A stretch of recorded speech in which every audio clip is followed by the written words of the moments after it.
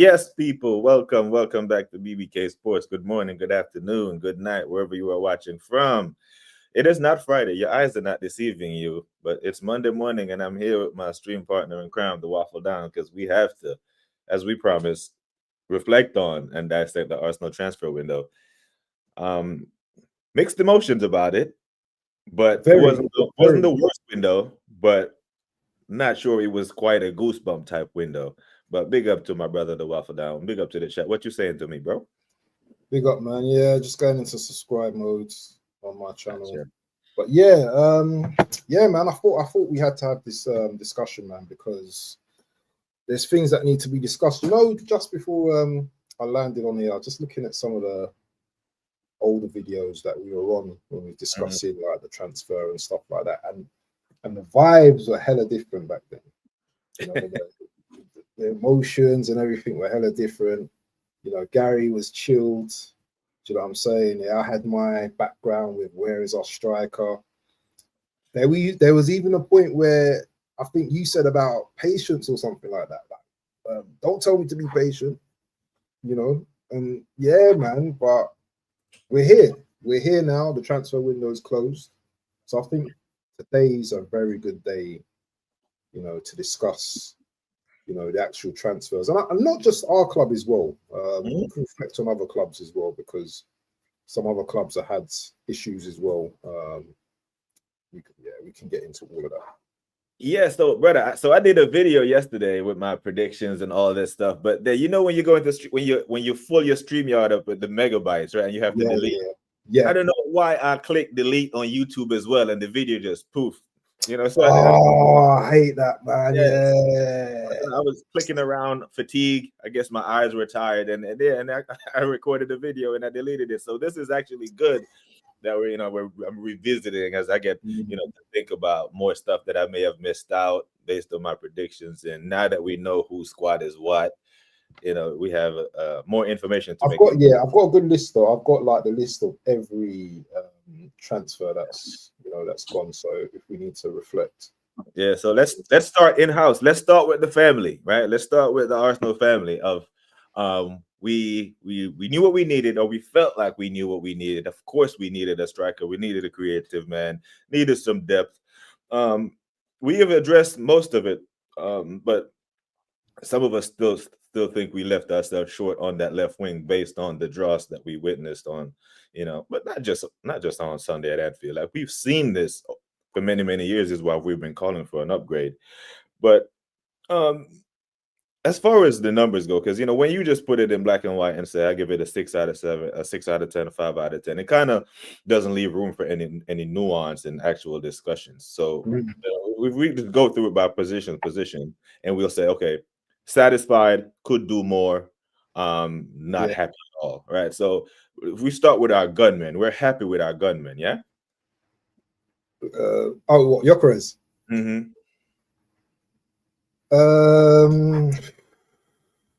Well, that's the guy who we wanted. So yeah, I suppose yeah. We're happy. We're happy with him. Well, that's another conversation. I think that's another conversation for another day as well, because the tactics. Yeah, we're happy with him because we know that he knows how to score goals, and we needed goals. Yeah. Right? But we also knew other things. Yeah, we was on about Gyökeres consistently throughout this transfer window. Get Gyökeres in, so we've got our man. So I'm happy with that. Definitely happy with that.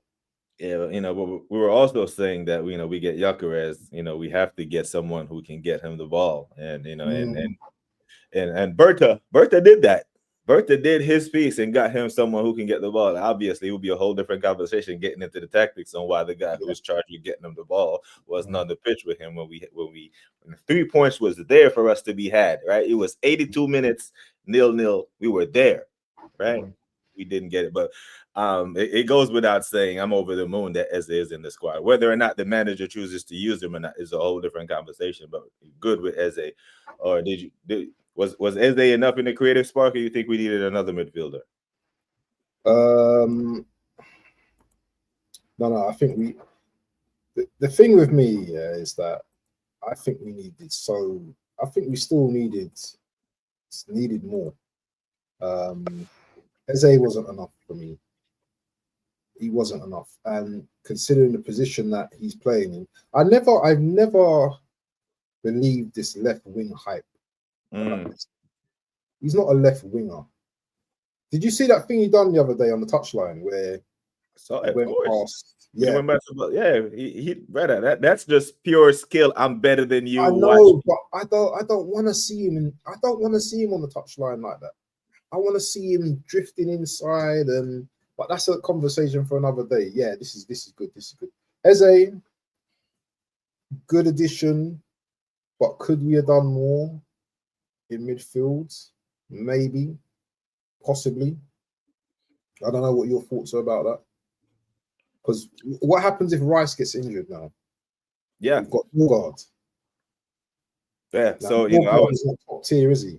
yeah, it was nah, Where is he? Where is Norgard? He's injured. So oddly enough, I've been told that Norgard is let me see if I can find this clip. No, you know, it'll be I can't search for it now, but yeah, Norgard. I'm not comfortable with Norgard being, you know, being the guy. Should Zubi pick up a knock or needs to be rotated. I am worried about that. Now, if Norgard is the guy that rivals are telling me he is, then it should be calm. But you know, I believe my eyes over rivals banter. You know what I'm saying? And I don't trust someone who's never played into a ball dominant system to come into a possession based team and all of a sudden click. If you're really good at breaking up play when you don't have the ball, fair. But that's not how Arsenal play football. You know, even at Anfield, we was, I think it was 53 to 47% possession. So, you know, we had enough of the ball there to do damage. We just didn't have the personnel on the pitch to do damage when we had it. Yeah, I'm Gyökeres, big check mark. Eze, huge check marks. Zubimendi, Partey replacement. Zubimendi hasn't been a worry so far. I have no concerns there as far as his play. But you know, the drop off. Are you not slightly concerned about Zubimendi? Because no, I don't know. I don't know about him, man. You know, he looks like a good player. Yeah, but that's all he looks like at the moment. I don't know. You know, I don't know about Zubimendi yet. There's still a question mark over him. I think Zubimendi's going to cook for us, man. I think he's going to cook for us. I just don't think you're going to get the best version of Zubimendi with Moreno and Declan Rice. Because out of the three that started at Anfield on Sunday, he is the most progressive passer, and he's meant to be the deepest. You know what I mean? So if you put Eze where Moreno was, and you use Declan to break up the play, and you have Zubimendi spraying passes all over the pitch, it's good. It's good. That would have given Liverpool big problems. Because here's the thing: Liverpool's attack was quiet. There were people who captained Mo Salah in their FPL who were mad as hell. They thought he was going to do damage. You know what I mean? Especially when they saw that lineup. But they were mad as hell. He had 2 points in FPL. He was quiet. Right? Liverpool's best attackers were on the pitch. Started, actually. McAllister, Szoboszlai, Ekitike, Salah, Wirtz, they all started and did nothing. We had one shot on target because our attack was on the bench. But this is just one game. I'm talking about over a season. You know, there's still question marks on over. Zubi. Yeah, I know.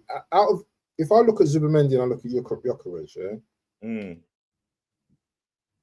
they are players that, yes, I wanted to come into the club, but there are question marks, and maybe I'm thinking too much of the tactics of how they're playing right now, but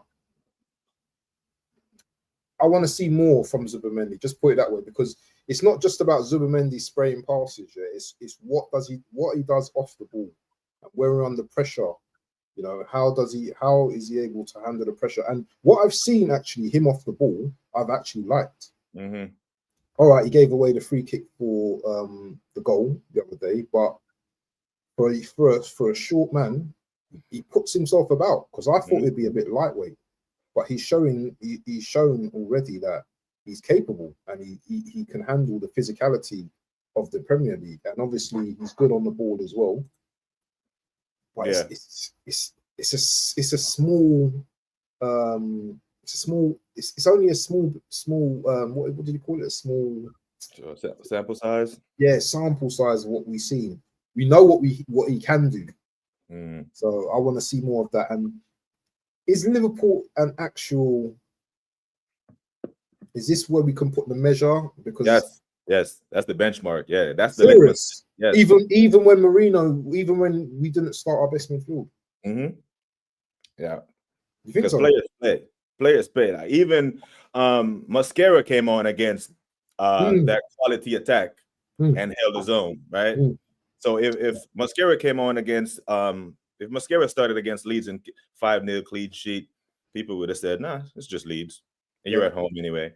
But he went away to Anfield and came in and a full game. He came in the 5th minute, played a full game and made an account of himself. If there's the goodest test as any, maybe the Etihad away, but this was the biggest test as any, and he held his own. Progressive. Did you feel worried? And the thing, I didn't feel worried. I didn't even worry when he came onto the pitch. Yeah. So I think that was a good benchmark for him, because now Mascara is looking at himself and he's looking in the mirror like, bro, I just made my, well, not his Premier League debut, but for intents and purposes, I just played a full 90 at Anfield. Didn't expect to play. Yeah. And I held my own against, two of the best attackers. Like Hincapie was 3-3 or 3-2. You know what I mean? Yeah. And Mo Salah is Mo Salah. Gakpo is no slouch. Wirtz is, a top class player. And he kept those the defense and the DMs, for all intents and purposes, did their job. It's the attack that failed us. And part of it is not even down to the players. It's merely down to, as they can assist from the bench. Want to big up a couple of people in the building. Want to big up Cooper. Want to big up Dr. Seymour Butts. Big up BX Gunner. Who else we have? We got Godfrey. We got Gavin in the building. A couple of the legends always supporting the channel. Big up to every single one of them. Big up to Kwaja. BX Gunner says Zubimendi is registered, not a midfielder. Midfield destroying CDM. He needs to be deployed correctly. He can spray passes, man. I think Liverpool fans should be worried more about Wirtz than we should be worried about Zubi, because Wirtz hasn't really, which is understandable. He's coming into a new league and stuff, but he is, he's not really hit the ground running yet. Forrest and Zinni, it's funny. Yeah, that's Edu. That's Edu doing us a solid, isn't it? Like, Edu was the one. Zinni's not a bad player though. That's the thing. He's not a bad player. Yeah, he's not a bad player. He's just a liability in that left back position. Yeah. If you play him in midfield though, he cooks in midfield, I think. Yeah. I think you could deploy him in the midfield, especially in Europe, when the game is a lot more open, not as physical and teams actually play. But away at Turf Moor, him in the midfield, I don't trust. I don't trust, even in EFL and FA Cup games against the League 1 and League 2 sides. Those guys are, very, very physical. Zubi could be a B-Tech Xabi Alonso at Liverpool. I don't worry about Zubi at all. I think I'm calm with Zubi. I'm calm. I'm really calm. I really think if we put him in a 4-2 pivot with Declan, we'll see the best version of whoever is in that number 10 spot. And what I do like about okay, so it has it works in a pivot, but not on his own. I think he could work in his own, but the thing is, I actually think if I have Zubimendi and I have Declan Rice and I have to, which one, if I have to push one of them forward and sit one of them in the 6, I'm more inclined to push Zubi forward because he's a better passer. Yeah. And sit Declan in front of the back four, but that's, Arteta wants Declan further up the pitch, which, it's not the worst version of Declan, but you're not going to get the best version of him, playing as the left 8. But I think Zubimendi's passion is sublime. Big up to the Joy the Dread. Big up man like Jordy, man. Yeah. Big up night out settings later, people. Make sure you are tuned in. I'm sure my man was doing a stream early this morning, about 8 this morning or something. Yeah, the Jordy Dread, he be about, he be about. I'm telling you, bro. I'm telling you. Yeah, he's about. But yeah, man. So we got our our additions to our starting 11, or we thought it would be, with Gyökeres and Eze. Zubimendi has replaced Partey in the six. But we've added some depth, right? We've added about 5 players for depth. Mascara, we think we like what we've seen so far. Kepa, serviceable backup. I think he's better than Neto from last year. Hincapie, bruh, the stuff that I'm hearing about this guy, not from Arsenal fans, but from rivals or neutrals who actually watch football. I like what I'm hearing. Yeah, I like what I'm hearing. I'm not gonna lie. I'm gonna wait and see still, but I really like what I'm hearing. I think Hincapie is Hincapie, or they say his name. Hey, Dr. Seymour Bust, English major, can you help us out with the proper enunciation of this young man's name? But Piero, I like what I'm hearing about Piero. I'm not gonna lie, man. But, have you seen any compilations of him or anything? Oh yeah, I've seen a few. I've seen a few of them. He looks like a tough centre back, left back. I've seen him play mostly left back though, and he just looks tough. One thing though, I think he had a few disciplinary problems though. Yeah, he used to get a lot of cards. So coming to the Premier League, he's gonna have to kind of like temper that, innit? Temper his tackles, and he's an aggressive defender, isn't it? Do you know what I mean? He's not a no nonsense. He's a no-nonsense defender that can play left back. He's pretty pacey as well, so he'll be able to get up and down the pitch as a left back as well.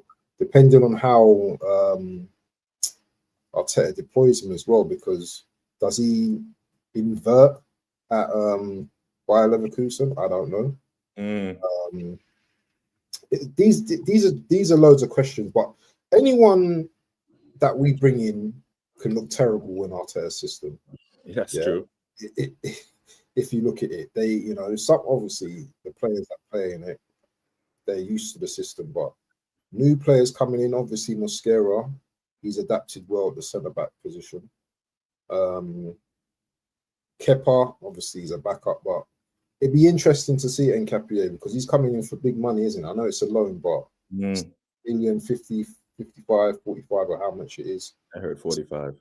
That's a lot of money for another defender. So yeah, I'm looking forward to seeing this play. Does he start after the international break?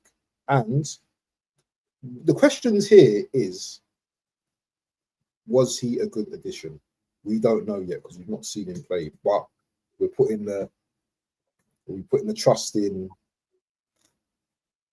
Yeah.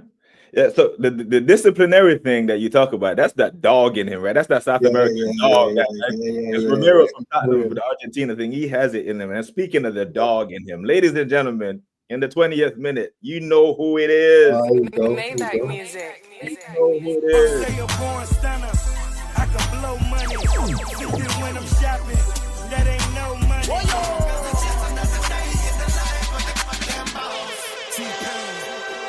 I think I'm Big Meech, Larry Hoover, whipping work. I'm so sophisticated. To get a verse from me, you gotta be initiated.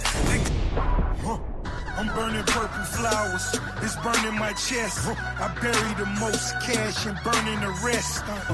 Collar on my polo, kisses on my necklace. All my diamonds watching, now my watch is getting jealous. Ladies and gentlemen, the hardcore, the hardworking, the ever-present, the boss of the bosses, the boss of every chat room he steps into. It's E. Ross. Maybach music. Permission to continue the stream, brother E. Ross. Big up to you, my brother, every single time. But yeah, man, that Hincapie one, I really like what I'm hearing. I heard a lot of people, most of them are Liverpool fans who actually consume a lot of football, tell me that this guy is. Yeah, I've seen Liverpool fans talking about him. So I'm here for it, man. You think he'd be better than Kirkes? Or do you think it end up being better than Kirkes? Or because that's going to be the comparison, isn't it? Yeah, but Kirkes looked like he needs a little more time to get up to speed at the Liverpool pace of play. Like he was great at Bournemouth, but I don't think he's been fantastic at Liverpool yet. But that's that's understandable. That's a huge jump up from Bournemouth to Liverpool. You know what I mean? And it's Yep. a heavy shirt. D-Man said, Mascara look My decent. brother. On interesting to watch how much game times he get. Yeah, that's fair. Big up to the demon. Yeah, Cooper say, would you play Zubi in the? So yeah, I think we touched on it earlier. Like if I'm forced to play one forward, more further forward, I think Zubimendi could actually cook because his passing range is better than Declan's. And Declan, you put Declan in front of our back four, man, he can actually do it. I know, but this is I don't understand why we don't do this. Well, do we actually do that? Do we alternate that? Do we actually do this? We don't, do we? No, we don't. Declan is always ahead. Declan is always up there. He's always further up the pitch. So, it's one of them ones. Gyökeres needs to get up to speed, but he will be fine. I don't even think it's Gyökeres, brother. It's not Gyökeres. Hmm? It's not Gyökeres. It's the actual team, the players themselves. Yeah, they're not looking. It's almost like look at Martinelli the other day when he was making that run down the left. Gyökeres made that run, but Martinelli just went straight to the byline. Yeah, he didn't look up. All he had to do was look up, bro. Yeah, it's the manager's. It's the manager's tactics, man. And I feel sometimes that the players, I think they need to just take things into their own hands sometimes, and play the game like they played like they played in 2022, 23. Because this style of football is not gonna last for us, BBK. It's not gonna last. This style of football, it can't last throughout this whole season, man. Set piece FC, one half FC. It's not sustainable, man. Yeah, it's preseason. However long. Going into international break, like we come out against Forest at home on September 13th, early kickoff. The football has to be better. You know what I'm saying? Because now he's gonna have Odegaard came on to make a cameo, so I'm assuming that Odegaard, unless he picks up another injury coming out the international break, will be up to full match fitness coming out the international break. So he is gonna have fully fit midfield, so to speak. So it'll be interesting to see what team he puts out against Nottingham Forest. You know what I'm saying? But there's been if we go across to the depth that we go all the way, because we've spoken on Norgard and Kepper and all that. There's been some mixed reaction on Nani's performance on Sunday, and I actually think Nani was actually decent. I think Nani was made a good account of himself. He was like the only creative outlet and actually ran at Kirkes a couple of times. You know what I'm saying? He was all right. I'm not gonna say like he was the man of the match. I know Southern Guna thought he was the man of the match, but he was okay. He didn't really actually get the better of Kirkes, to be honest. He looked lively. I'm hoping there's more to come from Nani, because if he can put in a bit more consistency in performances, if he plays on that right. Because you know what's going to happen, after the break, maybe they're going to rush Saka back. So what is that going to put him on? What's going to happen then? Is he going to be a sub, or do you understand? So I thought he was okay. I don't think he was brilliant. Some people just love to gas players up too much. Yeah, I just think everyone else in the attack, well, the other side of the attack, was so, because this is the thing.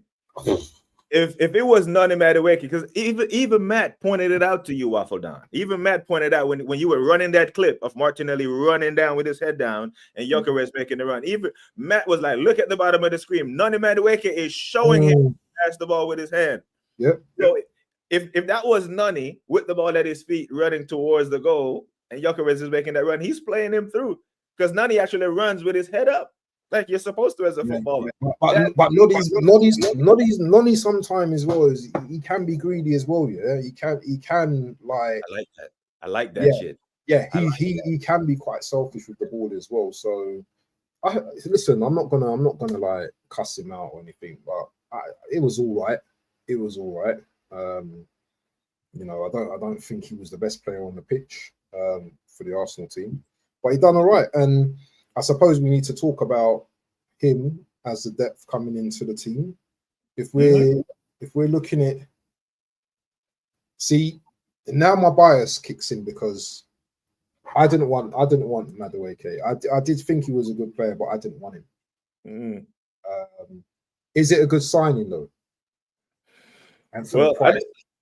I didn't want Nani until August 17th when I became a fan, because now he's an Arsenal player, bro. And I've said it many times. On August 17th at Old Trafford, if he had came out and put Dallo on his ass and slapped one in the top corner, I'm here for it.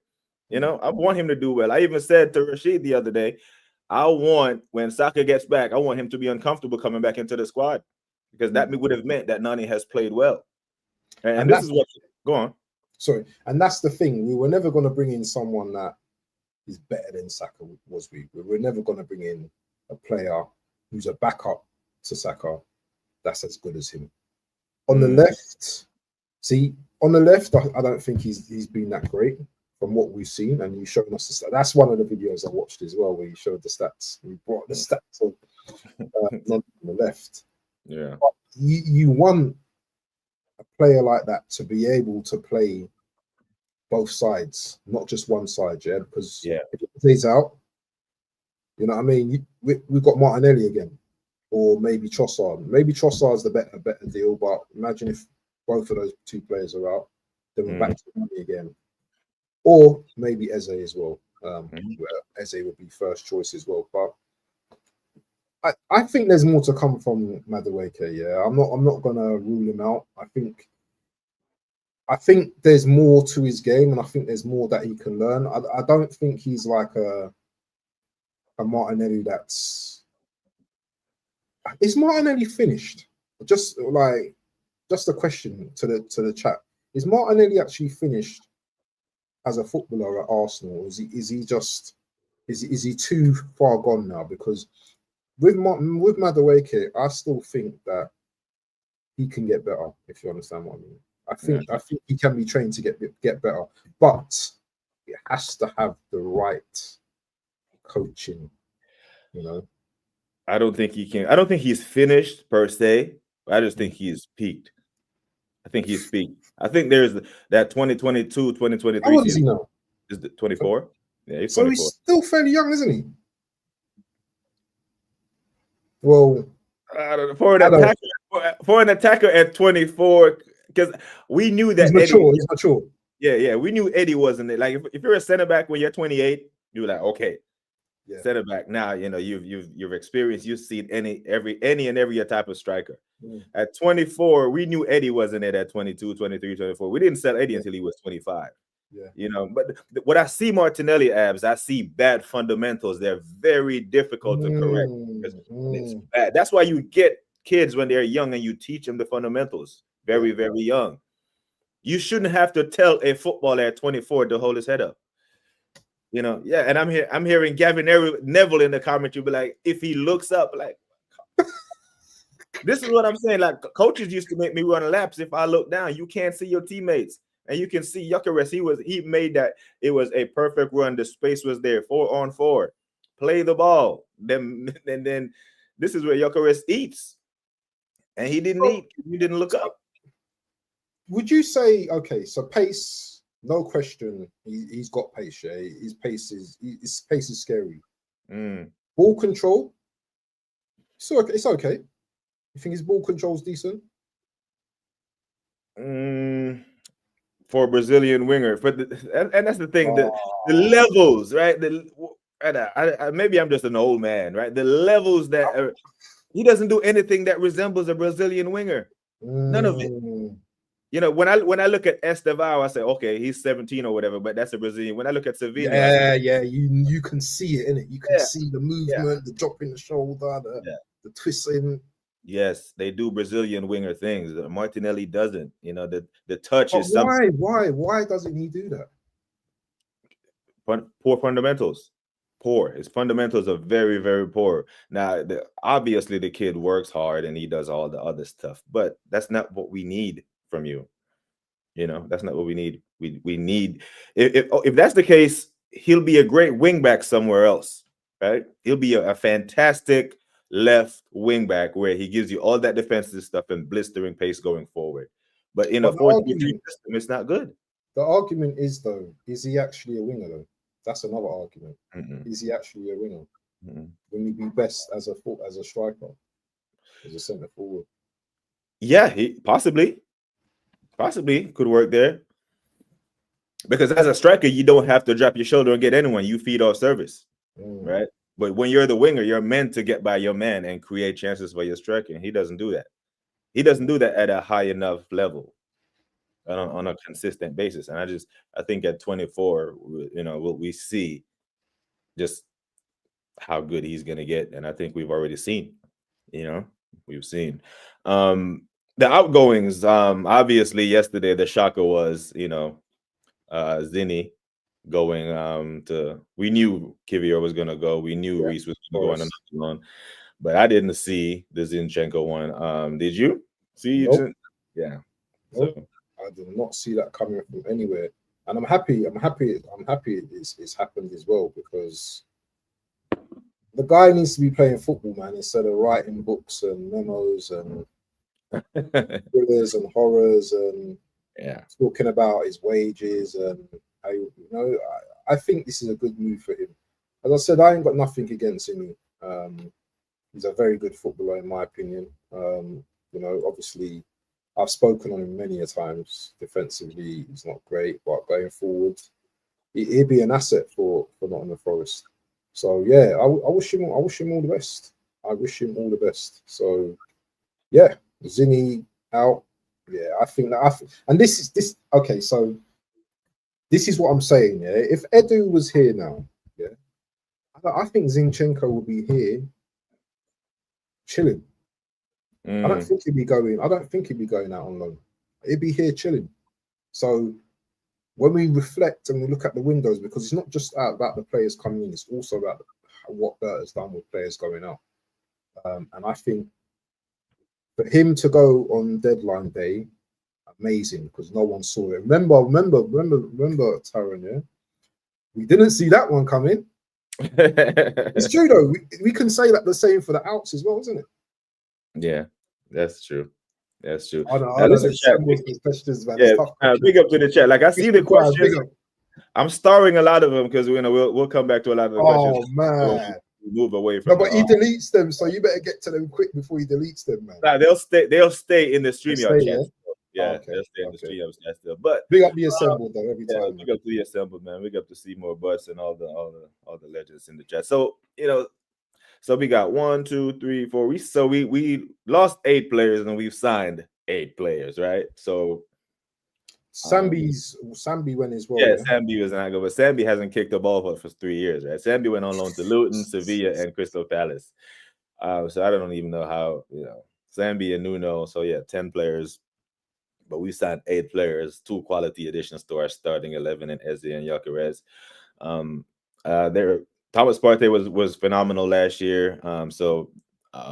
Zubimendi hasn't started blisteringly, so I guess you could say there's a drop off there. But I think Zubi will find his feet very, very soon in this Premier League. I'm good with it. Saying that as well about Zubi as well. Yeah,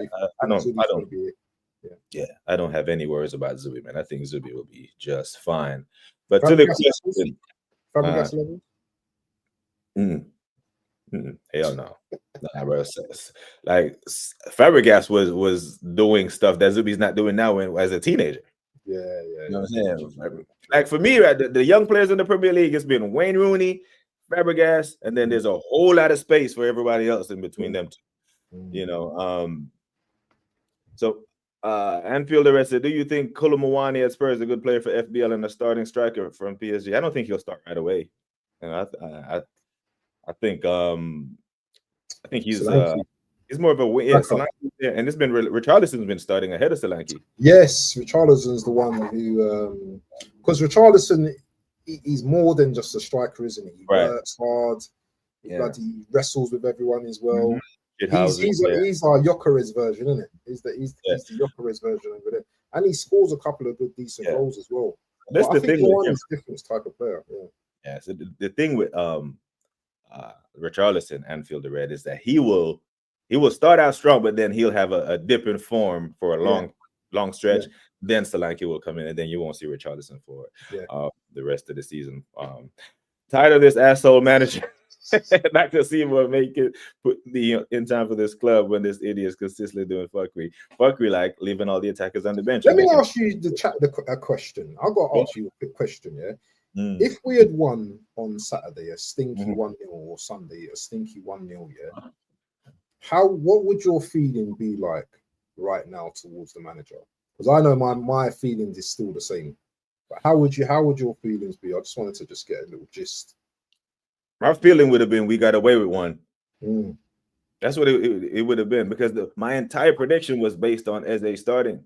And I do believe that if he started, Gyökeres would have at least gotten a big chance, if not 2 or 3. That's the thing that pained me that he didn't start.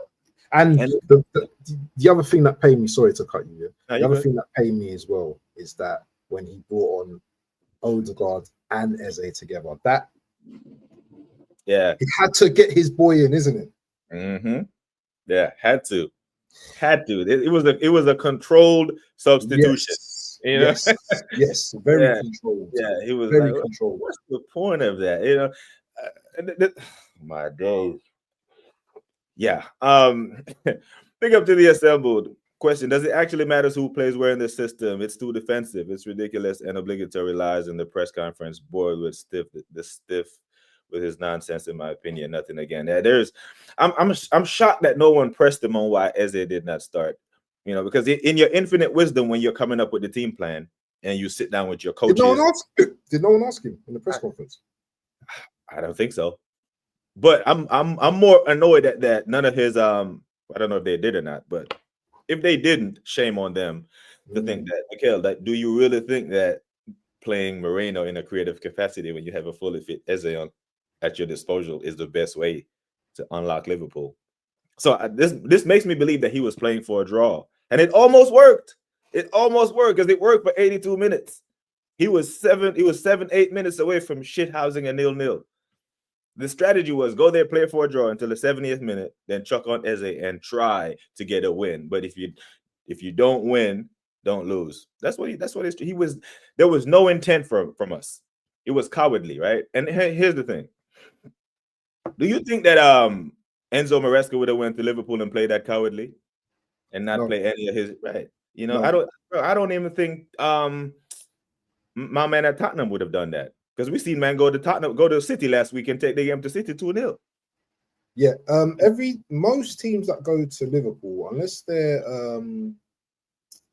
the bottom feeders of the league, no disrespect, they're gonna give it a go against Liverpool, because you can get at Liverpool. Liverpool will give you chances, but the thing about Liverpool is that they're clinical with their chances, and that's the problem. But we have a massive inferior complex about Liverpool, and the gap is only going to get wider. It's getting wider. Yeah, Slot comes in. Yeah, from the Dutch league. Arteta's been at Arsenal for 6 seasons, and we're kind of going away from what we're talking about. But yeah, you're good, bro. It just amazes me how. You just said he looks like the dog for Hincapie, yeah? You said he's got a dog in him, yeah? Where was the dog in Arteta? Where was the dog in Arteta? I would listen, if we had lost 2-1 and we went there to attack, I would have been happy. But then the top goon is going to turn around and say, oh, do you know what? Yeah? No, the tactics were working till 82, 83 minutes. What are we doing here? Do we want to win a game, or do we just want to ball the fans and just get a stinky draw? What is it? We didn't want to win. There's nothing about that lineup that said I want to win this game. Nothing. He was playing for a draw, and it almost worked. And are we going to adapt that same attitude against Man City? Probably. But we're playing at home, aren't we? No, I'm talking about when we go to the Etihad. We're probably playing that way. Yeah. And this is why I can't stand this manager. This is why I can't stand this manager, because the tactics are questionable right now. His attitude towards some of the players. I don't know if you saw what he said about Eze missing that chance. on Sunday, where Eze should have scored. And do you know what? Rightfully so. He should have scored. I don't know what he was doing. But I never see you come out and say Odegaard had a bad game. Martinelli had a bad game. Marino stunk out the joint. Rice was shit. I never hear you say anything about other players. Yeah.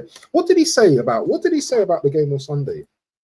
Did he say we were great on Sunday or something? Something like that. It was a great performance or something. Yes, I ignored this press conference on purpose because they would have. I don't listen to him, you know. No. I have to read the transcript. I can't listen to him, my brother. Yeah. I cannot.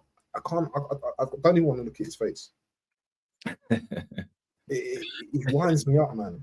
And you know when he's got that little cheeky little grin on his face. Yeah. Yeah, right. Let me ask you a question. Let me ask you in a question. Sorry, man, I'm taking over. Go on. I want to ask you in the chat.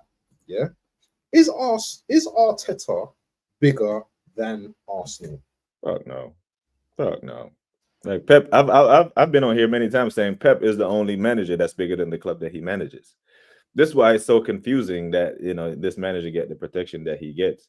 Because what his defenders used, right, was when we don't score is that teams play a low block. They low block against us, low block against Liverpool did everything but play a low block. Yeah. If it's one team that didn't, so where's the low block excuse for Sunday's debacle? No. You know who played a low block? Arteta. He played a low block with his attack because he benched his damn midfielders. Because you heard Kenny Ken. Kenny Ken in the chat said Arteta was the man of the match for Liverpool. He said that. Kenny Ken was like, it was two men of the matches. One was Szoboszlai, the other one was Arteta. He couldn't believe, like Onslaught couldn't believe his luck when he saw Eze and all the attackers on the bench. I was like, what are you doing? Because this is the thing. They said, okay, best defense in the league. He's fixed the defense. He's fixed the defense. Wait till he gets the attack. Wait till he gets the attack. Well, now he gets the attack and he benches him. He gets the attack and he's not using it. But go on. Did you not hear what Slot said though? I think what Slot said was interesting as well. He said, if we played that game 100 times or something, we win one, Arsenal win one, and the rest are draws. So that's how close the game was. In his opinion. But that's what I'm saying. It didn't need to be that way. It was close because we were fighting with one hand behind our back. We were literally fighting with one hand. Slot wanted, the only one who wanted to win this game was Slot. He started six attacking players. We started two. We started two attacking players, Madueke and Gyökeres. Everyone else on that pitch was sent out there to defend, to include Martinelli. Martinelli, a defensive winger, right? A midfielder, 3 CDMs, and a back four. 8 attacking players. 8 defensive players, 2 attackers, and a goalkeeper. That's what we put out. That can't beat Liverpool. Crazy. That can't beat Liverpool. Like we forget that because we talk about our defense is the best in the Premier League, we actually forget that the Liverpool defense is good. They have the best center back in the world. And the best center back in the world was so comfortable, he was on the halfway line spraying passes through the middle. You know what I'm saying? He made some fantastic passes. Man was spraying passes. I even heard Gary Neville one time. So it was like, Birch is getting some fantastic passes from this guy. He should be passing the ball to them. Van Dijk was spraying passes. Was that Van Dijk? Yeah, he was spraying passes because he knew that Gyökeres had no way of getting the ball. We really think the arrogance of him to think he could put that attack on the pitch and break down Liverpool at Anfield. Bro, he was playing for a draw. He was absolutely playing for a draw. Obviously this is a reflection about the transfers, yeah, but when does it come to a point where it's not working for Gyökeres and the manager doesn't change up his start, he doesn't change up his tactics? Because what we saw against Liverpool was him just running around, chasing shadows. Chasing shadows. Yeah. What point do we say, oh man, this signing, was it the right signing? He was definitely the right signing. I think Gyökeres will absolutely bang. He just needs someone to get him the ball. And Berta knows this. That's why Berta went and got someone that can actually get him the ball. But I do have a question for you, though.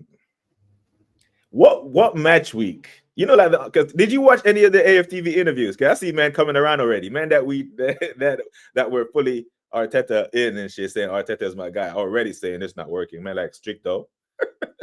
Oh, is it? Yeah, Stricto's like it's not He's working. A flip flop, man. He flips like anything. Yeah, man. but he's like he even said it in his interview. I'm an Arteta guy, but it's not working. So, what match week do you give the rest of the on the fence gooners to be like, okay, now it's like, okay, Captain Obvious is now you want to come tell us what? Because it's listen. tactics are so obviously flawed, man. Everyone's expecting us to go to play Forest and beat them. Yeah, I think it's a very hard game. I think it's a very, very hard game. They got very good wingers, you know, very good defense. You know, they've got Chris Wood as well. You know, he's good in the air. You know, he's a very good Premier League striker. If we're not on our game, because there's a pattern when we play after international break, we're not really firing. We there's going to be injuries after the international break as well. There's usually big up to Rian. Is that my nephew, Rian? Yeah, he is. Is that my nephew? Yeah? Is that my channel? Yeah, he's in your channel. Yeah, that's Rian. Big up my nephew, man. Yeah. Listen, you see this guy, yeah. Big up to Rian, man. My little nephew and that. But we might be in trouble after the international break. You think so? If we got injury, listen, injury to Rice. Is England playing over the? Who's England got? I don't know, but Declan's gonna play. Yeah, an injury to Declan and Eze, yeah. Yeah, bro, we're just back to normal, bro. We're back to what we back to in that midfield. It'll be Norgard and Zubi. Yeah, it'll be Moreno, Zubi, and either Odegaard or Eze. Yeah, that's what it would be. So was this a great window? Was this a great window?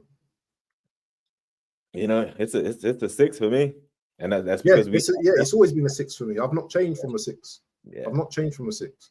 Yeah, I think we left the left wing spot, so it's such a glaring weakness in our team now more than ever.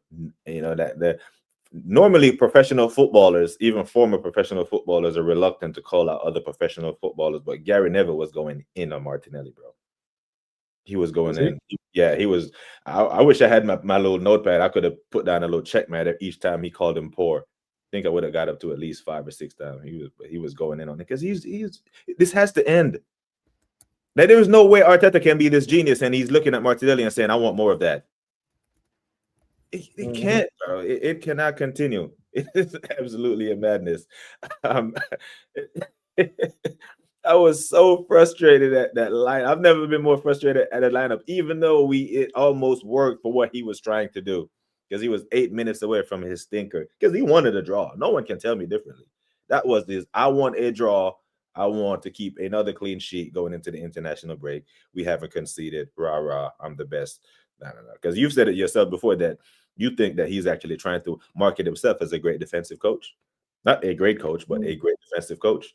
And, you know, the fact we've even acknowledged that, yeah, the defense is good. That's why we're upset at you for not delivering anything, because the defense is actually good. Why don't you use this defense as an attack, as a license to go attack other teams? Because you have this great defense, and now you have the creative spark that can get the ball to the top striker that you have in the squad now. You know, go on. But in having the best defense, our build-up play is still slow. You know, defending's one part of the game, but the build-up and the attacking, it needs to be a bit quicker, and I just feel that it's a bit slow, man. I wanted to ask you, after this, just before you answer this question, this comment.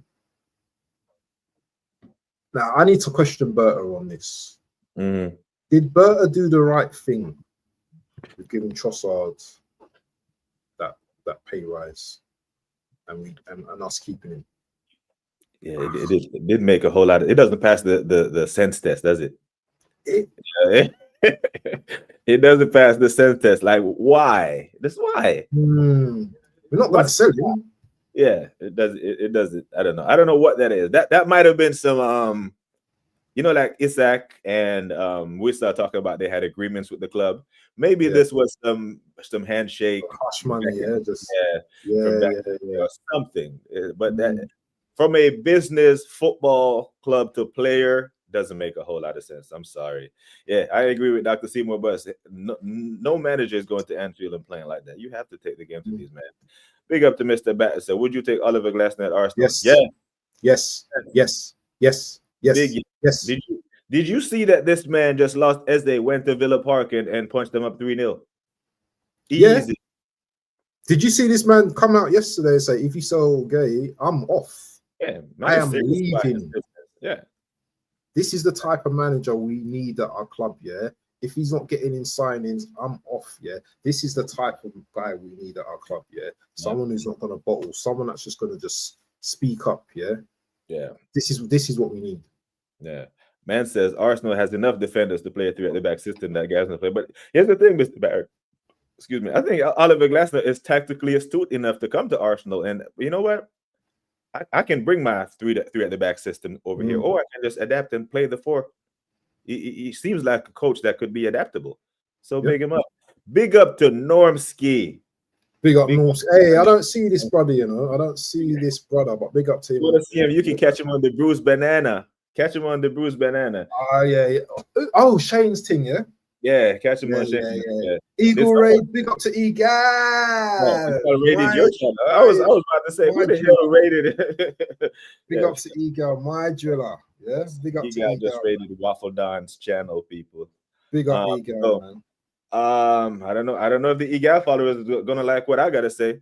You know, but you know, most of the steam has already gone out of it. Does that inferiority gap with Liverpool have anything to do with this D-Ray, Tapas Merchant playing for Everton, always setting up a hunker down for trench warfare? Yeah, the tactics was so poor, man. The tactics was beyond me. I wonder, I would have paid to hear what Eze's thoughts were. They should have interviewed Eze after the match. Yeah, interviewed Eze after the match and be like, brother, what do you think about not starting today? What do you think about Mikel Moreno getting the nod over you? What do you think of that? You know what I'm saying? You know, one thing that I've not heard a lot of, is the Saliba injury. Obviously he's out now. I don't know how long he's out for. I think he twisted his ankle or something like that. In terms of what we've heard about, he got injured in the warm-up and we still played him.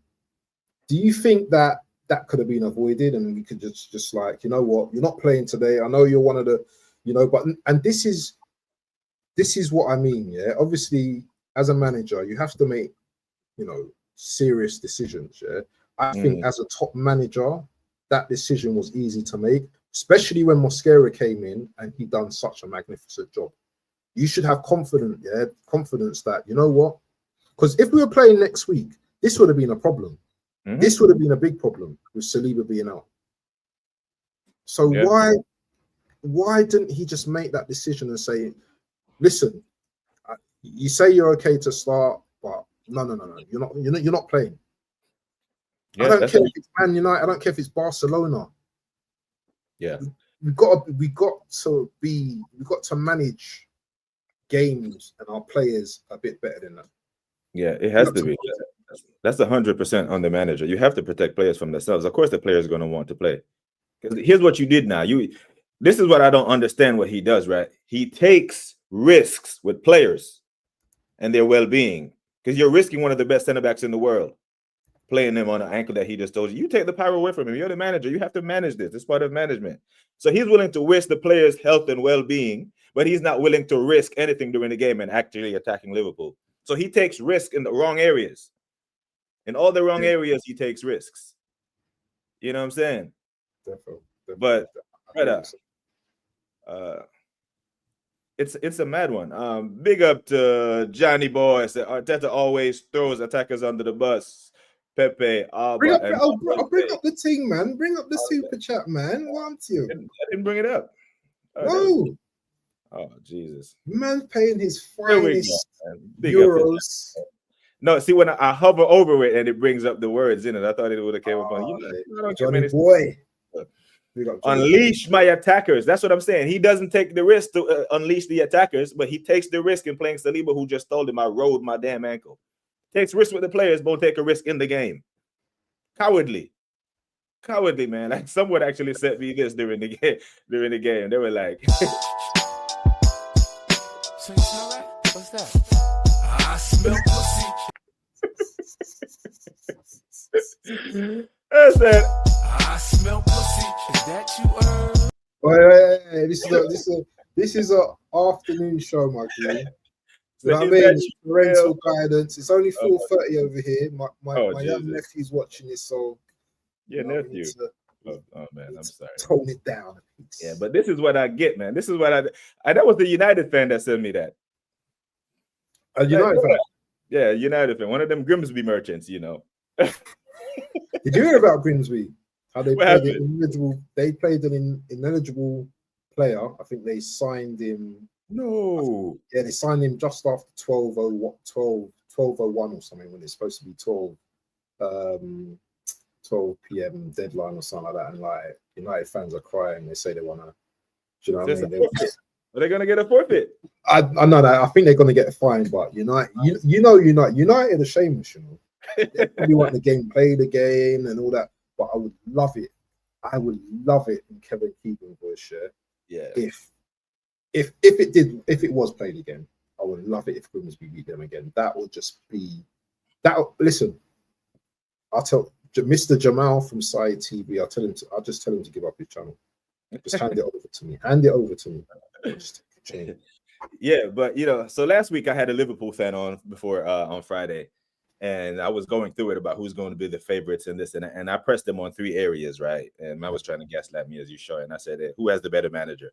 Man had the nerve to think about it, and then I said, man, who has the better transfer window? Man had the nerve to think about it, and then who has the better squad? He still had the nerve to think about that. So now it's clear, right? Liverpool have them now. Okay, they didn't get Gahey. It's a blow for him. But January, he's he'll be there in January though. Or in a free in the summer. But what I do know is going to happen. If Liverpool don't win the league, they're not going to use we didn't get Gahey as an excuse to why they didn't, right? Mm-hmm. So with Frimpong, with Kirkes, Verts, Isak, Ekatike, shit, man. How do you think their window went? Like most of the Liverpool fans yesterday said, but like 8.5. You right around there. Do we have to give it a rating? Yeah. Just your general. I'm gonna actually go into their window because this is not just based on incomings; it's based on outgoings as well. We have to keep that in mind as well. Yeah.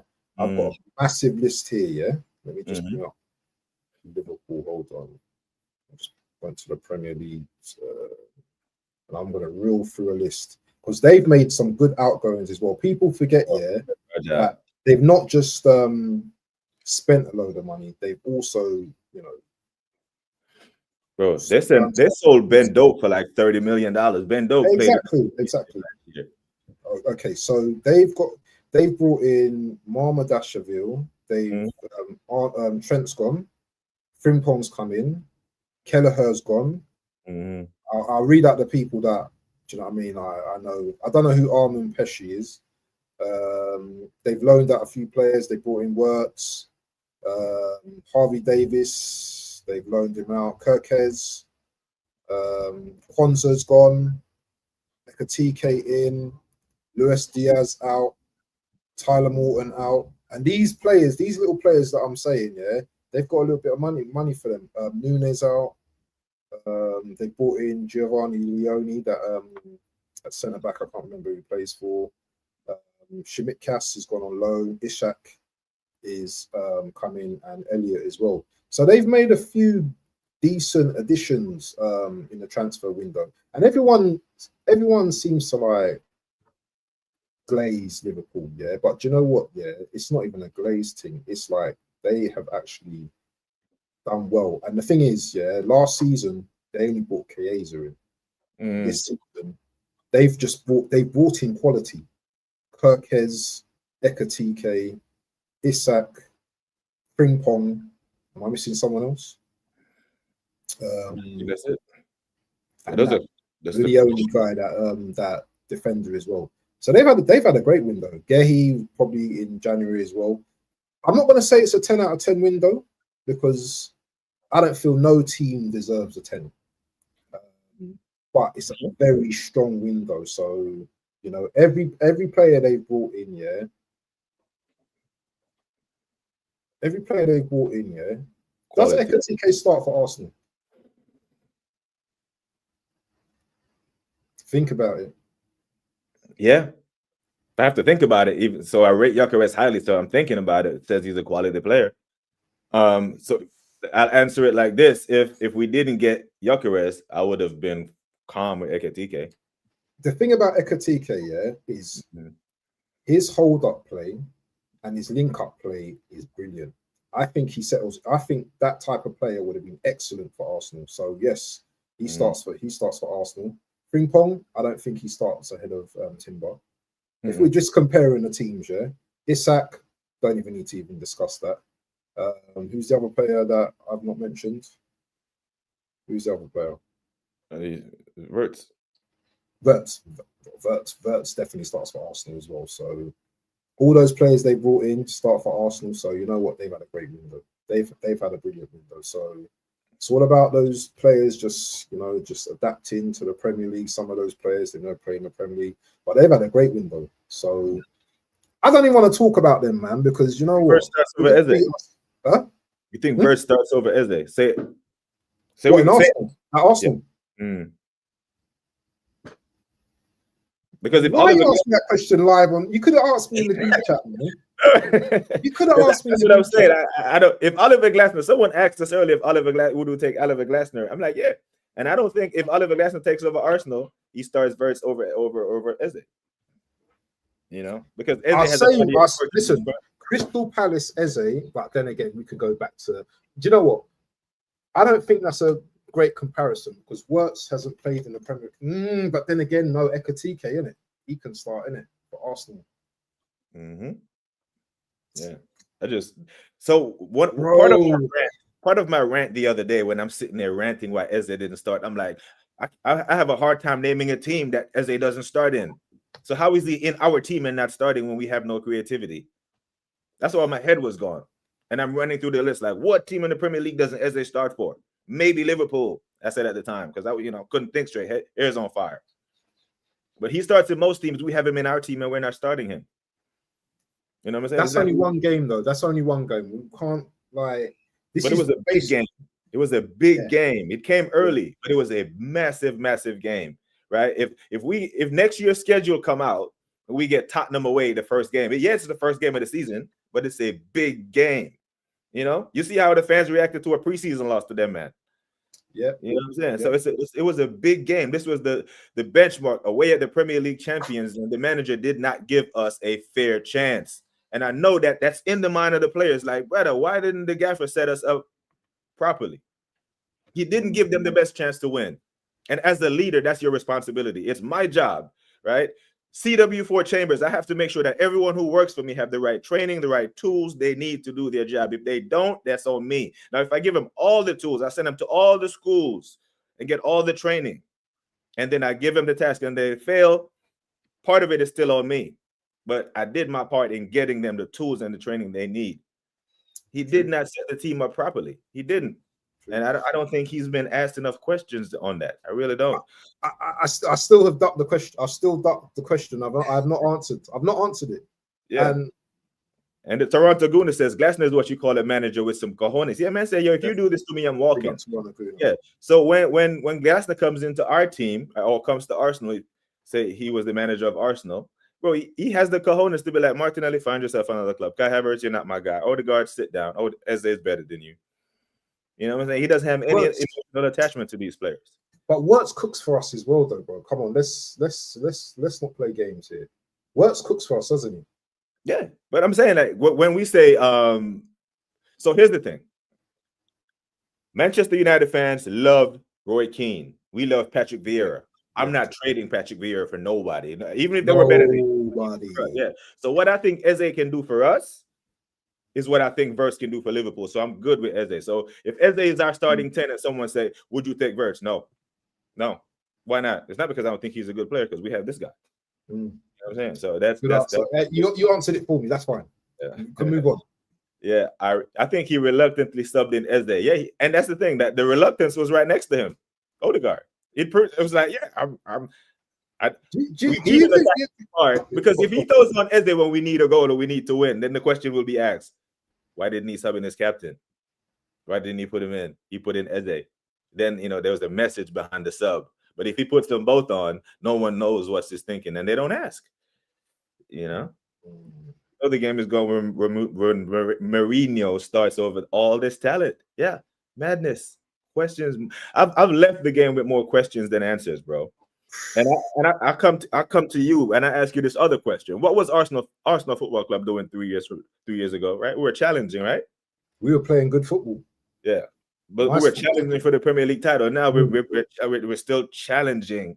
So it's the urgency to win didn't come across in that lineup. It didn't.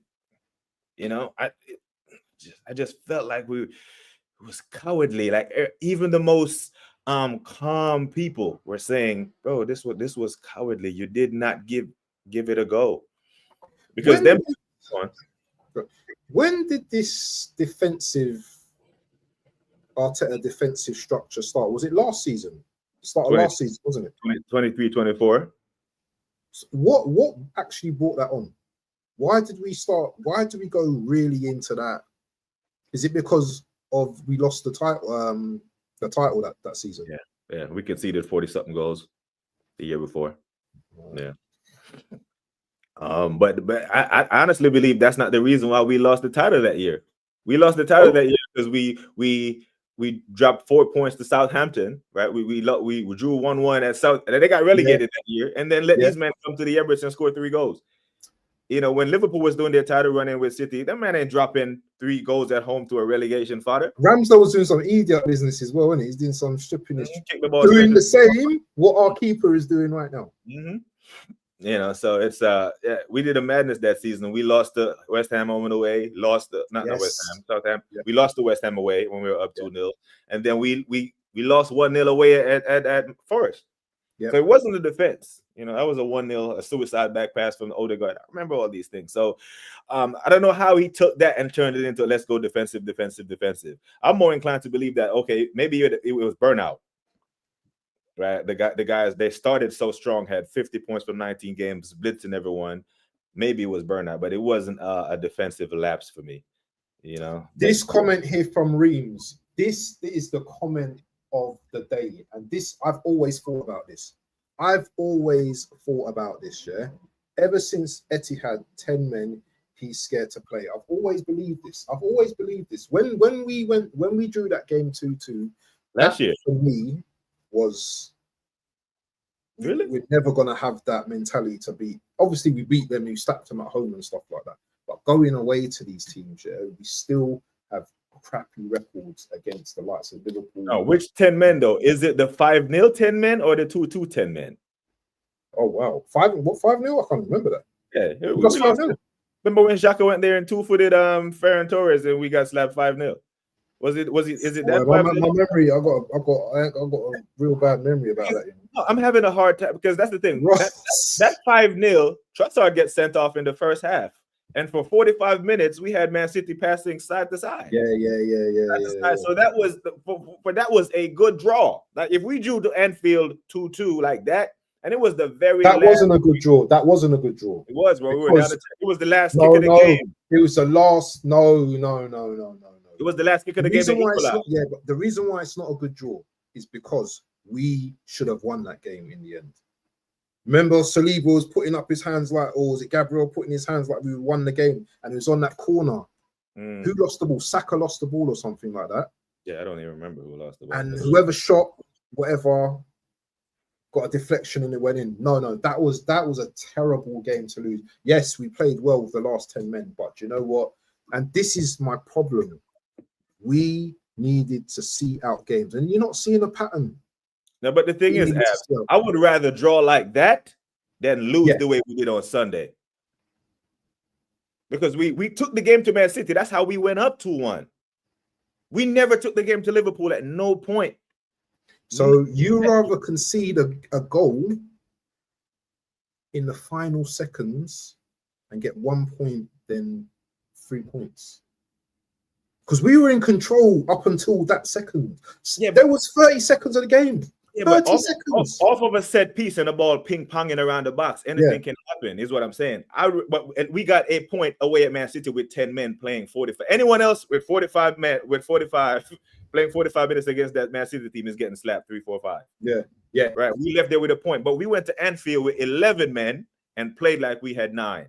So I'd rather get a point like that at the head-to-head rather than get no points. But the goal they scored, the goal they scored, I still think the goalkeeper could have saved it. I still think a better goalkeeper saves that. I do too. That's controversial, I know, but Raya, man, Raya. You know what annoyed me? The more I watch it back, right? Even that when you posted it, bro, the ball is central. It's not like it's at an angle. It's straight ahead, right? Yeah. And you know Szoboszlai's right-footed. Szoboszlai's not running up to that ball, hitting it with his left foot. So you know the ball is going to curl left, right? So you stand to the left. And you force it, because if he kicks it wide right, it's going to curl towards you. As a goalkeeper, the ball is only dangerous when it's curling away from you. His positioning, oh my God, this guy, man. Like Declan was able to beat Courtois with those brilliant free kicks in the Champions League. It was angled. This was straight ahead. Raya has to do better there. And I'm not saying that to take away anything from the free kick. Still. Yeah, the free kick was brilliant. Yeah, it was brilliant. And he's done that before, you know. He's done that before a few times. Yeah, it's a mad one, man. It's a massive one. Big up to Jason Gooner. Big up to you, bro. Hope you are well. 1 point is better than 1. Yeah, I hear it. But the thing is that I really believe we could have gotten the 3 points if we played our attacking midfielders. You know, last season, because we got so many draws, I actually hate drawing games now. I hate it. 14 draws last season. Yeah. I don't really hate draws. I don't really hate draws because this is an invincible year. We drew 12. We drew 12 games, but we won 26. We won the rest of them. You know what I'm saying? So if you're gonna draw 14, you better be making sure you win 24 games. That's it. You can't be winning, less than Man City when they went through a rut where they won 2-11. It was a lucky header in there, man. But for 45 minutes, we turned them man into sideways FC. They could not break us down. And off a set piece, it's just those things happen. Were we in control against Liverpool? Never. We showed nothing in the attack. We set up to park the bus and maybe squeak a goal. Yeah, we set up for that. Because the first half, anyone watching that first half of the Liverpool game, it was absolute dire, But the second half, you can see Liverpool amped up the pressure, There was a stat, I think, was it 71%? They had 71 possession at one point, and they were trying to win the game. And fair to them because they're at home, isn't it? So they're going to put it on us. But there's instances when we're at home, and the other team looks like the home team. Where does that come from? Where does that come from? Yeah, the thing is, Abs, you see that midfield that we started. If we started our regular midfield, took the game to Liverpool, go up 2-0 or whatever, and then we ended the game that way, I'm gonna okay. Now you're bolstering your midfield and you're seeing out the game. You're up 2-0, but starting with that defensive, 7 defensive players on the pitch was just. Would you trust that formation at home? No. Because that formation, that lineup doesn't create chances. Our striker needs chances created for him. Even against a lowly side, like, I don't know. Especially against the lower league side, because they're going to play low blocks against us. We had space. We just didn't use it. There was space in that Liverpool team. Liverpool didn't play a low block. So are you saying that the wingers were not good enough then? No. Yeah, we clearly not. If Nottingham Forest comes to the Emirates next week in 2 banks of 5, and he plays 3 defensive midfielders, it's a 0-0. Yeah? Not winning. You think so?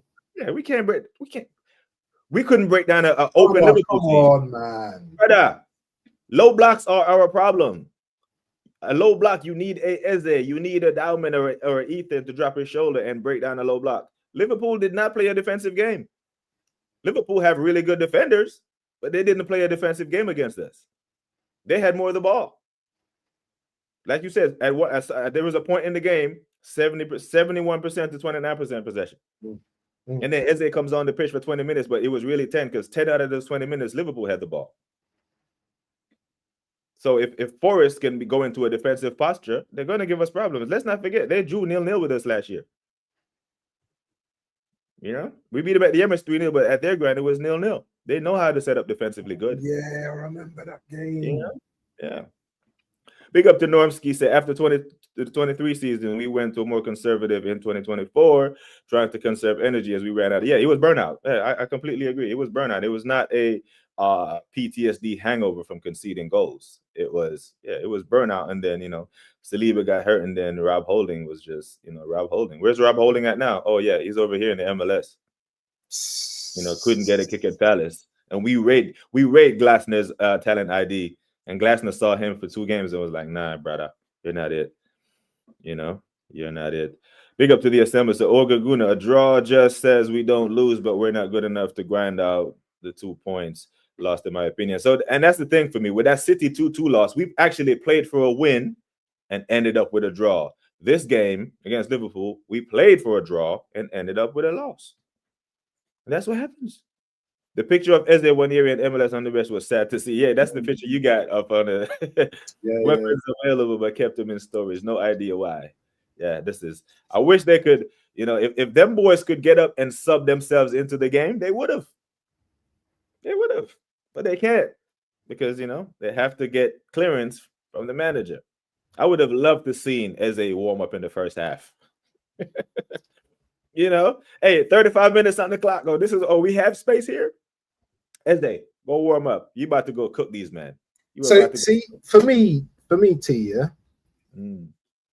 a great manager, because I'm here. I was listening to Forever Arsenal this morning, and every time I hear the mention of the manager, I hear Arteta's a good manager. Arteta's a good manager. A great manager would have said half-time, hell no. We're leaving with something. And probably brought Eze on at half-time or Odegaard or whoever. Yeah. So is he a good manager? Is he an excellent manager? Is he a genius? What is he? Because I think there's a very confused identity among the fans of what they think about this manager. We keep hearing he's a good manager because of his second place spots and stuff. But is he an excellent manager? And that's the question mark that everyone should be asking. Mm-hmm. Is Arne Slot? No one talks about Arne Slot's. Have you noticed when we have these shows, no one talks about Arne Slot because they know he wins. Excellent man, yeah. Because he's an excellent manager. Yeah, man wins. This is what happens. Man walks into the league and takes the league that we should have had when City fell off. So Arne Slot has his respect. This is why Liverpool are having an unprecedented window. If FSG thought this manager was shit, they wouldn't have spent all this money. They wouldn't have. Because now the pressure is on him now. You know what? We've not touched on Chelsea or Newcastle as well. Let's do it. Yeah. I asked earlier that do you think Oliver Glasner would have went to them went to the Anfield and do that? You know what I'm saying? He wouldn't have. I don't think Maresca goes there. Maresca goes there. He's taking the game to these men. I can see Pedro Neto go in there and Kirkes, you're going to have a long day today. He's gonna push him back and force him to play. And we have a better defense than Chelsea. He's the one that should go there and be like, oh, we need to keep it tight against these men. But our defense went to Anfield and kept Mo Salah quiet, kept Ekitike quiet, kept Gakpo quiet, and we left with nothing. Chelsea will go there and be like, okay, if we lose 3-2, 3-1, we lose 3-1. But we're going to have a go. At least if we lose the game 3-2, I know that our attack and our midfield was involved. You want Gyökeres to hit the net. If Gyökeres hit the net in a 3-2 loss at Anfield, so what? We lost the game by a 1-goal margin anyway. So, brother, so my prediction table that I put up yesterday, bro, it wasn't pretty. It wasn't pretty. I don't think second is hands on for us. I think Chelsea and Man City finish above us. Whoa, what City as well? Mm-hmm. Yeah, I think City. I think people are writing off City way too far. Way too early, yeah. And these men will put a 12-game win together, and that loss against Tottenham and that loss against Brighton, is a distant memory because Brighton beat City, Tottenham beat City. It's a thing. They've lost two back-to-back games. Mm-hmm. And it's about to be 3 because they got the Manchester Derby next. Oh yeah, you said they're losing to United, didn't you? Anyway, I want to talk about Man City's window quickly. What do you think of Man City's window?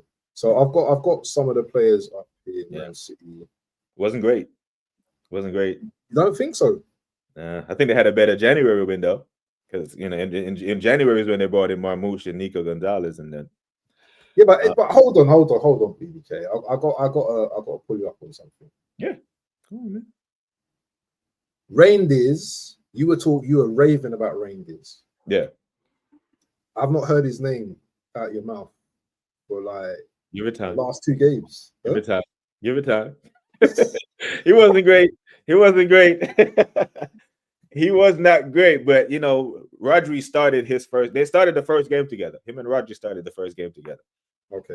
They have to work that out. The 4-1-4-1 thing that Pep was doing is it's kind of a weird, but once they work that out, the same way that I'm upset that we didn't beat Liverpool, because I believe when they come to the Emirates, they will have clicked. Whenever that City midfield clicks with Reinders and Rodri, I think you're gonna see a team that put a mad run together.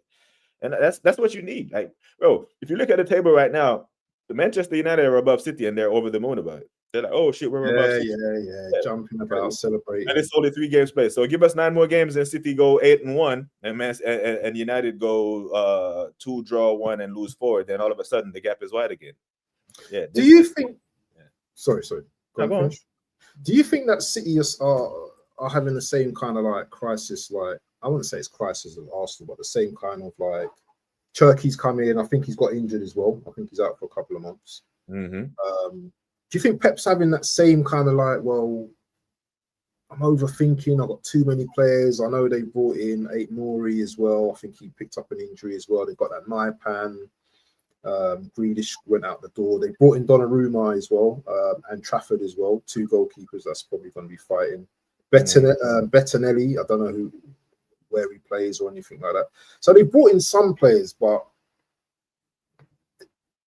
the flow isn't there yet. Yeah, give it time. That's the thing. Him bringing in Donnarumma. That's what we said last season. I mean, last season. Yeah, but last season they were coming off winning 4 league titles. It's unprecedented. They were down. I mean, there's only been 2 treble winners, and then 4 has never been done. They were due for a fall off. You can't keep that going. Even Michael Jordan retired after the first 3 Ps. You know what I'm saying? It's difficult. You know what I'm saying? It's difficult to win 1. They did 4. So they were due for a drop off. But another drop off this season. They lost the FA Cup to Crystal Palace. Mm-hmm. Unprecedented. Yeah, you would have thought they would have won that with the amount of players and who they got in the team as well. They lost to that season they dropped off to Man United as well. Cup as well. You think they're back this year? I think they're better than us this year. I think they'll finish above us this year. I do. Based on what? Based on their manager and his historical performance when they don't win a title. In 2017, when he was his first year, when Chelsea won it, and the next year he came back, bang, bang, did 2 in a row. Then Liverpool won it in 2020. They came back and won 4 in a row. Pep has never gone 2 years without a league title.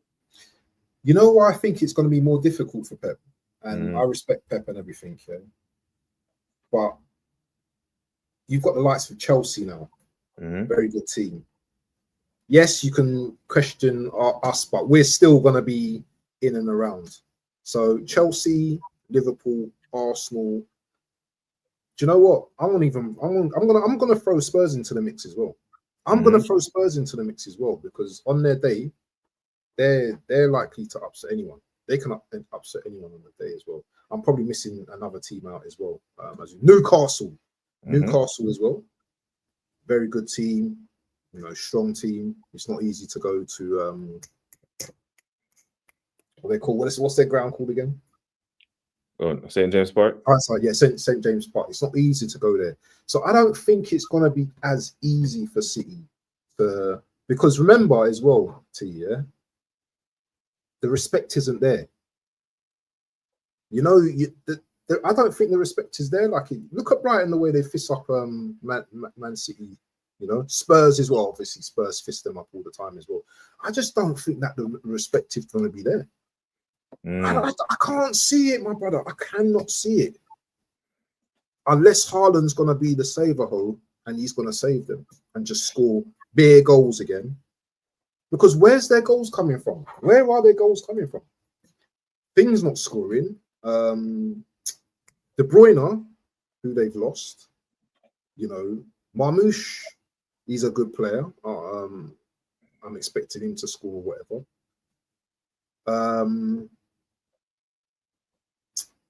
Who's scoring in their team? Who's scoring the goals? I think they're going to score enough goals. You think so?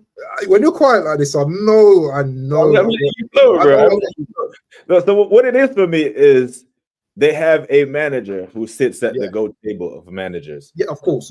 Right? Their manager is an asset to them. Yes. Like Pep is an asset to Man City. Our manager is a liability.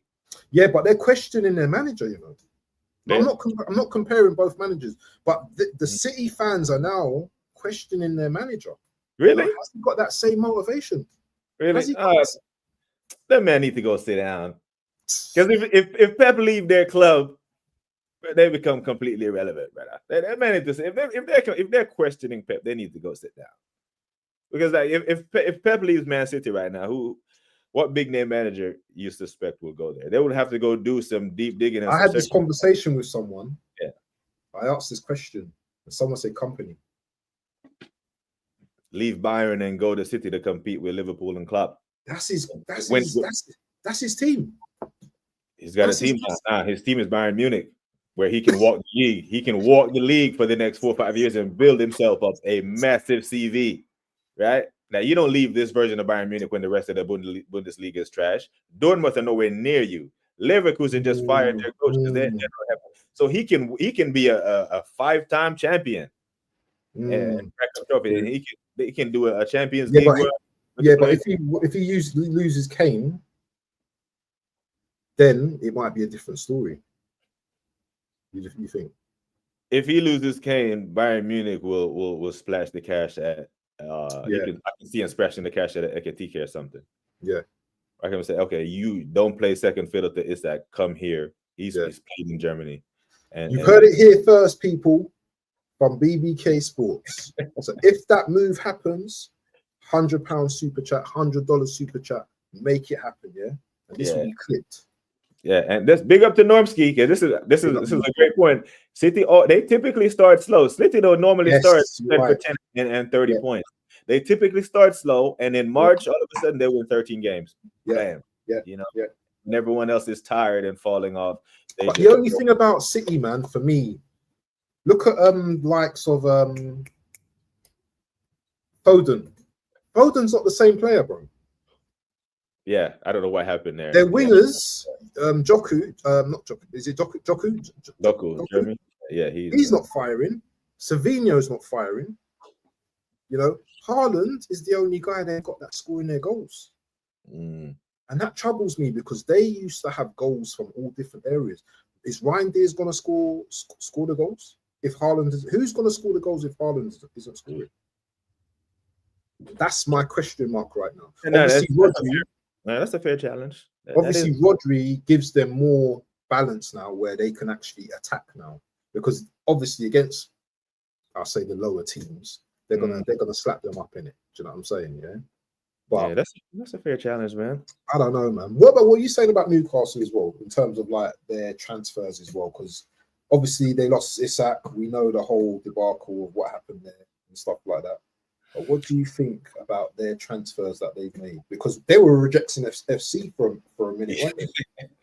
Yeah. So from a historical context, I remember our own fan base in 2007 when Thierry went to Barca, we were saying where the goals are going to come from when we were having a meltdown. And in the 2008 season, bro, if Gilberto didn't break his leg, I'm sorry. I know United went on and did the double, but we were, what I'm saying? We were on to something. And if you look at Brentford, when Ivan Toney left, everyone said where the goals are going to come from. They're going to go get relegated, and then West and then Weymouth. So, when even Tottenham, when Harry Kane left, they said where the goals are going to come from. When you play through a specific person, sometimes this limits your attack. And now that him leaving, you got Ramsey in their midfield now. You got Elanga is going to give you about 10 goals. Yeah.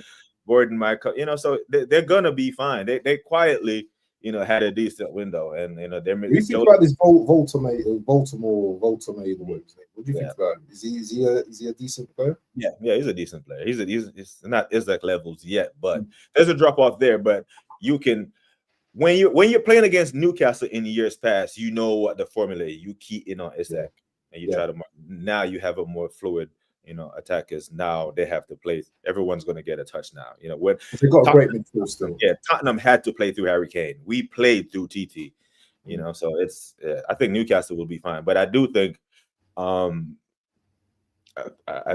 do think they fall short of a Champions League spot this year, playing 2 matches a week.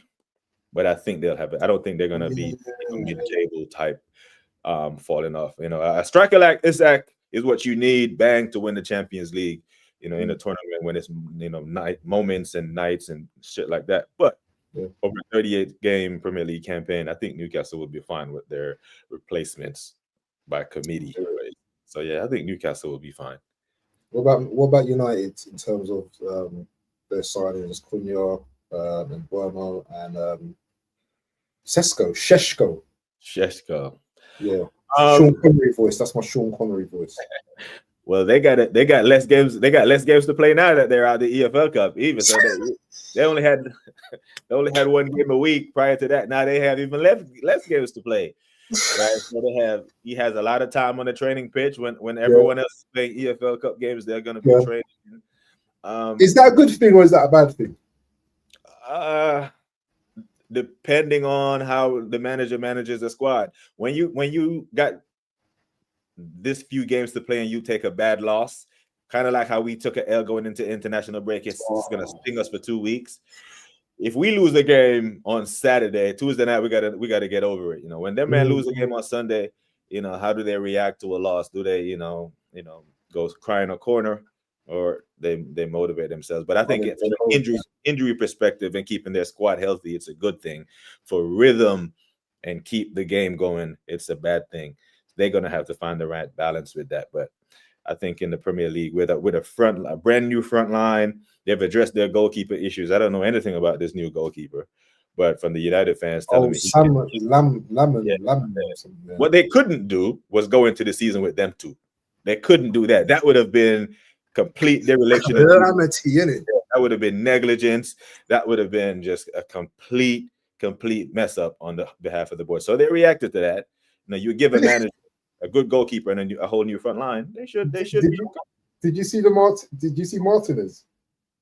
Did you see Martinez? Like, I know he wasn't in the squad.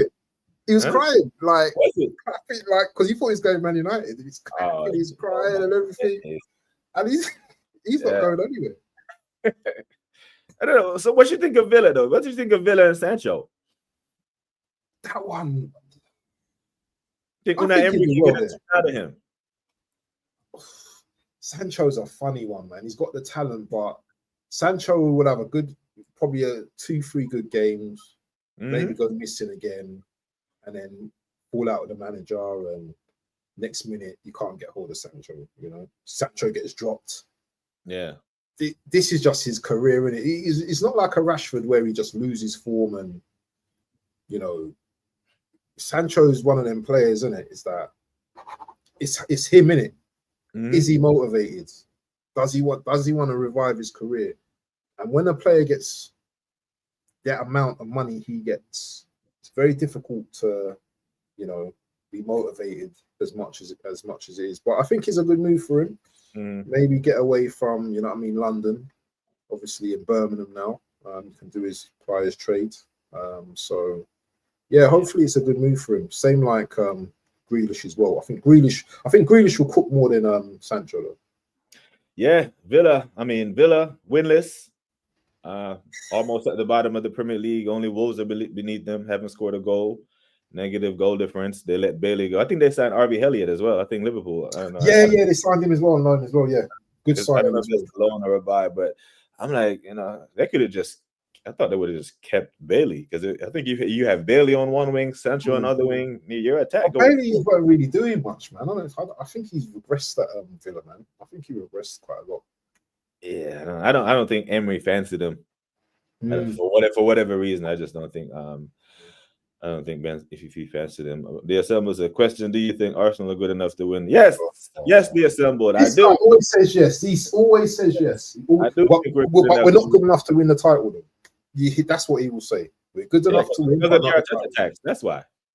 So you don't think Chelsea are going to be good enough to win an FA Cup because they've got to finals. They've got to a lot of finals, but not one. Obviously, they won it. No, I do think Chelsea is good enough to win a cup, but I think we go to Wembley against Chelsea, we beat them. We always do.